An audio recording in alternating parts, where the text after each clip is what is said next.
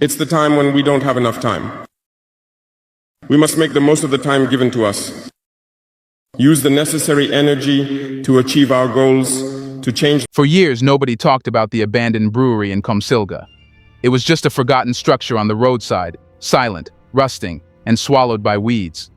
Most people assumed it was beyond saving. But then, without warning, trucks started arriving at dawn. Workers entered the gates, security tightened, and rumors began to spread. Something big is happening inside. Nobody knew the truth until 25th of November 2025, when President Ibrahim Traoré stepped forward and confirmed what the country had been whispering for months. SN BRAFASO was being revived. A factory dead since 2008 had quietly been rebuilt, modernized, and prepared for a comeback so large that even industry insiders didn't see it coming. But how did a collapsed, bankrupt brewery suddenly transform into one of the most important industrial stories in Burkina Faso? And what exactly happened inside those walls during the years it remained silent? Let's find out.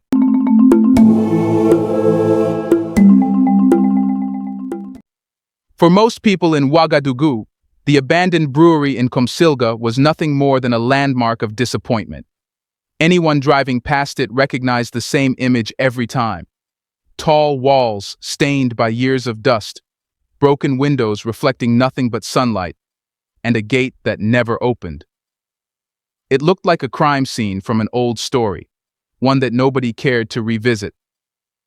Even the locals who once worked there had stopped speaking about it, as if the silence itself protected them from remembering how badly the project had collapsed. Yet something strange happened in early 2025. One morning before sunrise, a convoy of unmarked trucks moved toward the site. Not loud, not hurried, just deliberate. A few workers were seen entering the premises, carrying equipment nobody could identify. The next week, more trucks followed. Then came the engineers. Then came security. The neighborhood started whispering again. For the first time in years, the dead factory was making noise. People wondered if a foreign company had secretly bought the place. Others believed it was being demolished. A few optimists joked that maybe someone was finally crazy enough to try bringing it back to life. But no one had real answers, because the work happening inside was quiet, too quiet. The walls that once hid failure were now hiding something else. As the weeks passed, cranes appeared, new pipelines were installed, broken machines were cleared out. This wasn't cosmetic work, it was surgery. Something inside the factory was being rebuilt from the foundation. And yet, official announcements were nowhere to be found. That's why 25th November 2025 hit the country like a thunderclap. That morning, loudspeakers were set up near the main entrance. Banners were raised. Dozens of workers wearing new uniforms lined up at the gate. And then President Ibrahim Traoré arrived. Cameras flashed, crowds grew. People who once ignored the site now stood on the road, wondering if they were witnessing a miracle or a political stunt. Then the announcement was made. SN BRAFASO was reborn. A brewery that had been dead since 2008, collapsed under mismanagement, abandoned and left to rot, had been fully rehabilitated for 17.9 billion CFA francs. The rumor-filled months suddenly made sense. The trucks, the cranes, the secrecy. This wasn't a demolition. This was a comeback story being built in silence. The government revealed that the plant had been modernized, equipped with new systems, and redesigned to operate on local raw materials like maize, sorghum, and rice. The message was clear. This wasn't simply a reopening. It was the rewrite of a failure into a national victory. But that announcement brought an even bigger question. If the revival was this impressive and the relaunch this dramatic, then the real curiosity wasn't how it came back, but how it fell so hard in the first place. After all, factories don't die by accident. So, what exactly happened inside SN BRAFASO that pushed a promising national brewery into complete collapse back in 2008? Back in 2004, when the original BRAFASO brewery opened its doors, it was presented as one of Burkina Faso's boldest industrial dreams. A modern beer factory built by Burkinabè hands, using Burkinabè ambition, meant to challenge the foreign brands dominating the market. For a moment, it felt like the country had finally built something big enough to carry its name. Inside those walls, production started with confidence. Workers were trained, machines were humming, and distribution routes were mapped out. The idea was simple. Brafaso would be the national pride on every table. But behind the scenes, something darker was brewing. The management was weak, the finances were unstable, purchases were made without strategy, debts piled up quietly, and the people running the brewery were sinking faster than the factory could produce. No one outside the building knew how fast the storm was forming. From the outside, everything still looked promising. From the inside, the floors were cracking.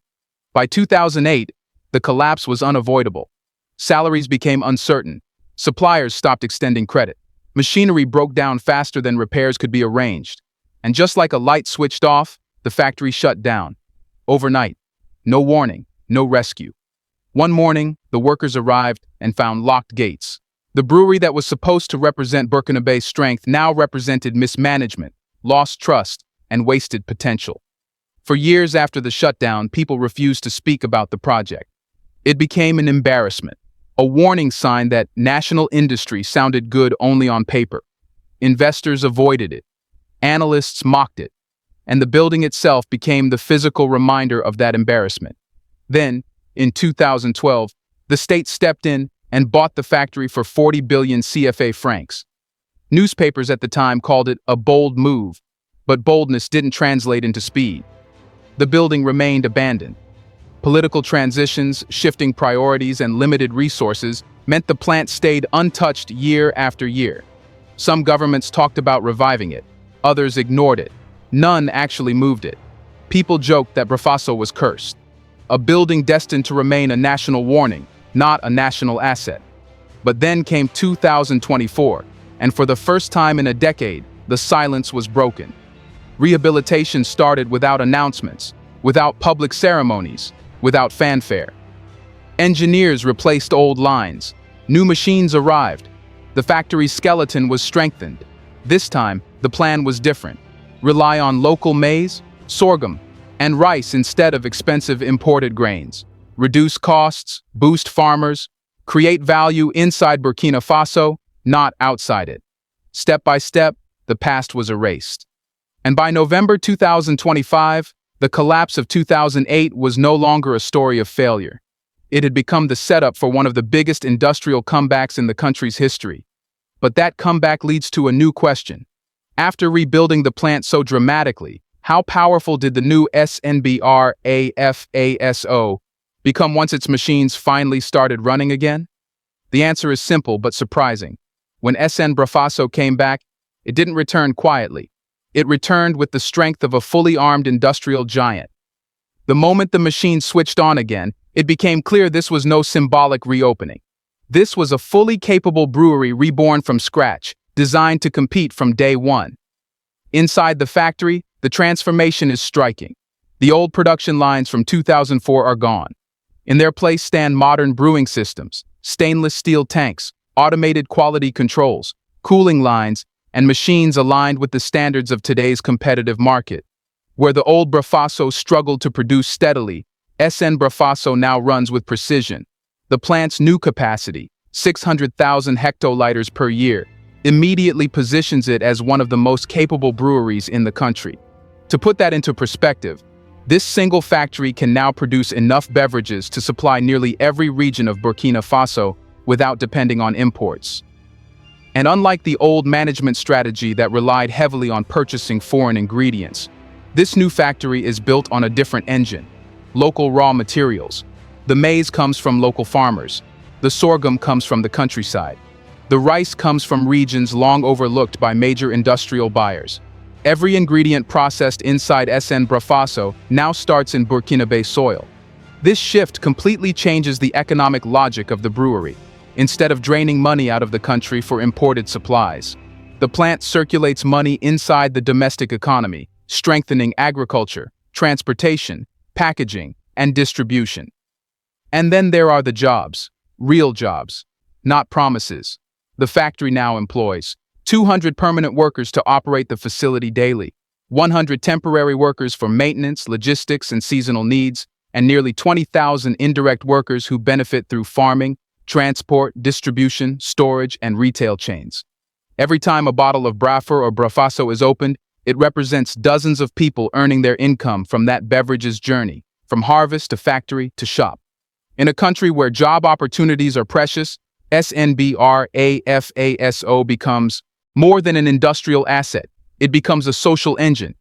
Another crucial change is reliability. The old Brafaso struggled because its management lacked structure and strategy. SN BRAFASO, however, operates under a new framework, one shaped by national oversight, stricter financial control, and a commitment to long-term sustainability. This structure ensures the plant will not collapse the way it did in 2008.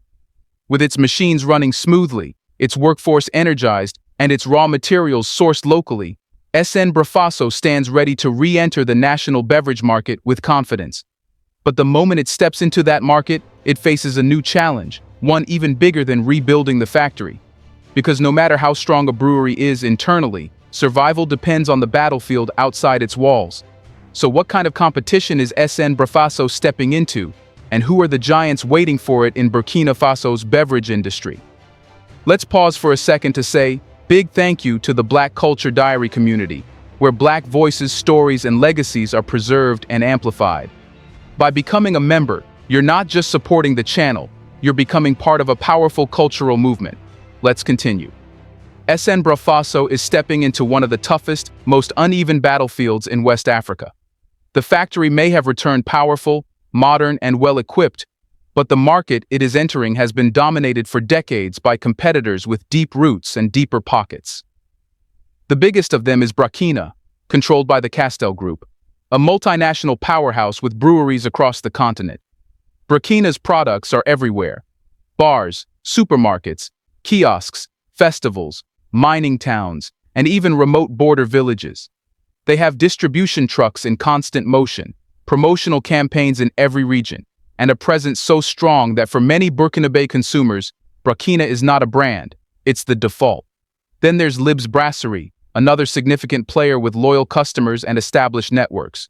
Together, these two companies practically own the beverage landscape. For years, they operated with no national challenger strong enough to threaten their market share. And this is the environment SN BRAFASO is re-entering.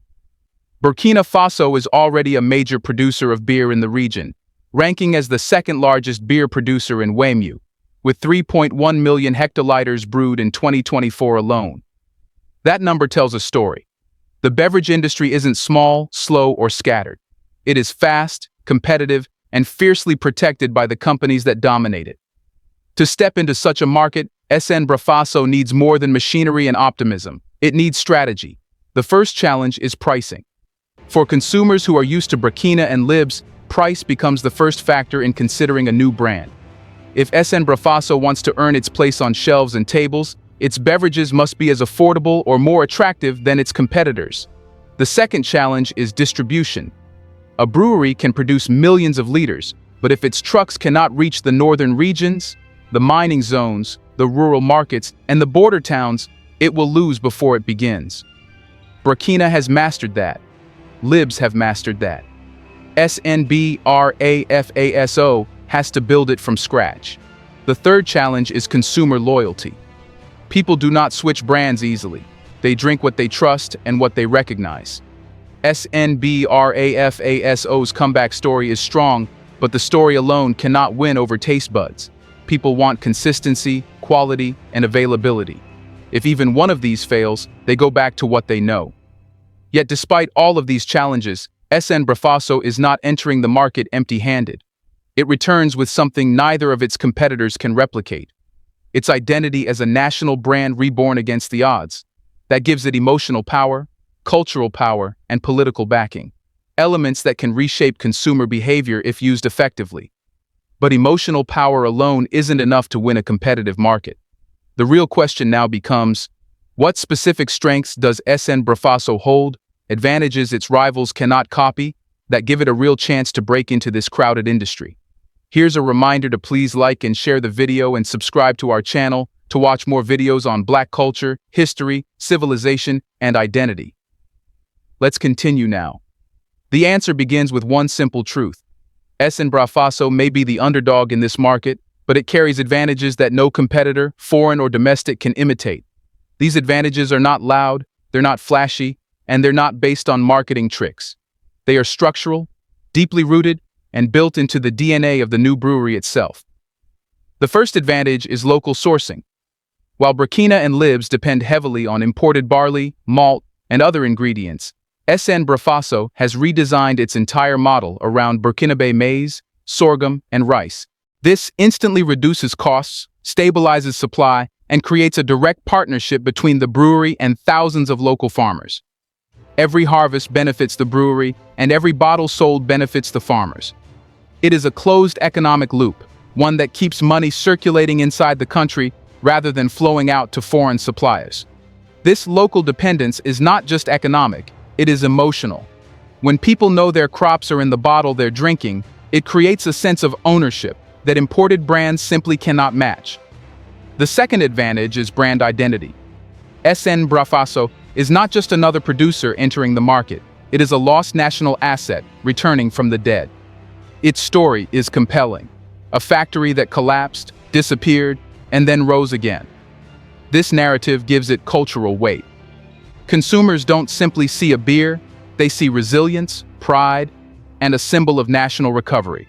And in countries where identity matters, that symbolism can shift entire markets.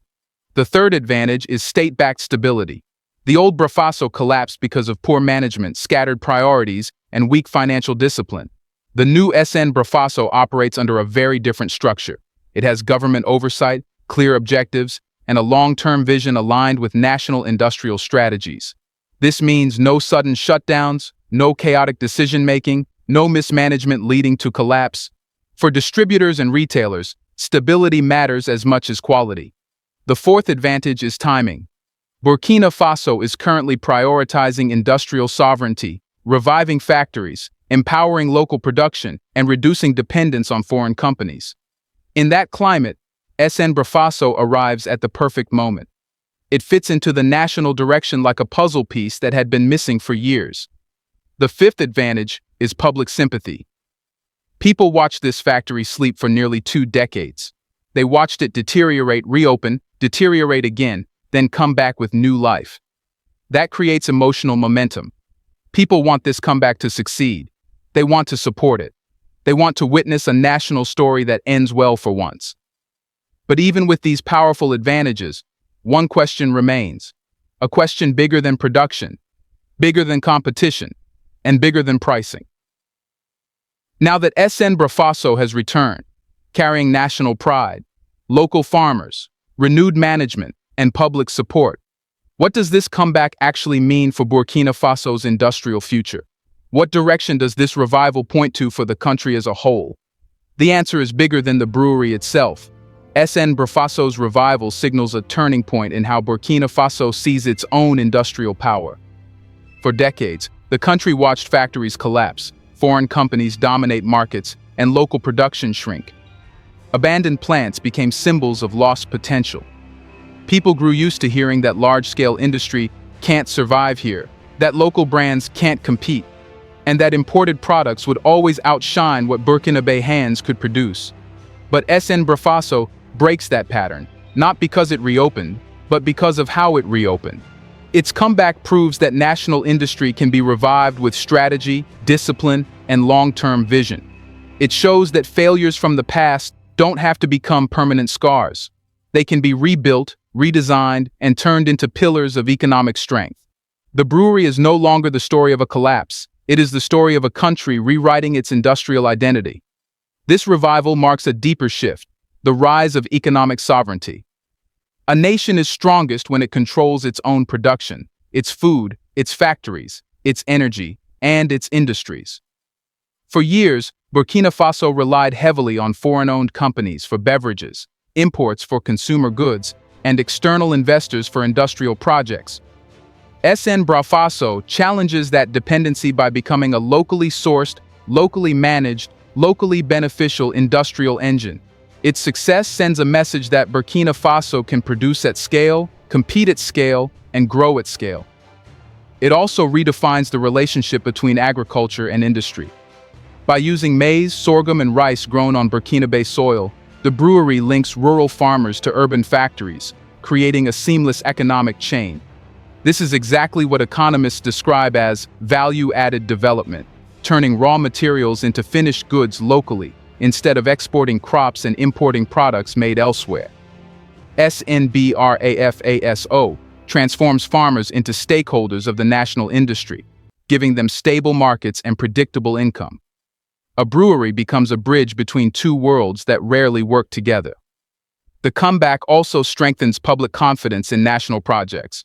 For years, people were told to trust imported brands because they were more reliable. Now, a factory that collapsed in 2008 has returned stronger than before, showing that Burkinabè institutions can oversee complex industrial rehabilitation. This boosts trust in domestic capabilities and strengthens the belief that national enterprises can thrive without foreign ownership dictating their direction. But SN BRAFASO's relaunch does one more important thing. It sets a precedent.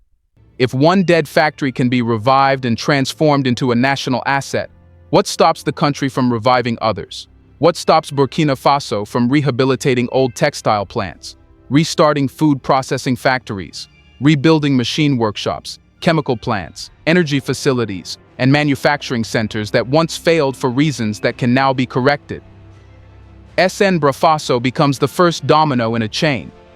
Its success doesn't close a chapter. It opens an industrial roadmap. And so the final question becomes, if this is what happens when one forgotten factory is brought back to life, how far can Burkina Faso go if it revives every other one waiting in silence? Let us know in the comments section. Is Burkina Faso on the right track? Do you want to watch more videos like this one? If so, subscribe to our channel and press the bell icon next to it. We have decided to bring videos on something nobody talks about: the Black culture, civilization, history, and evidence about how glorious Blacks have been. Thanks for watching, and until the next video, stay tuned.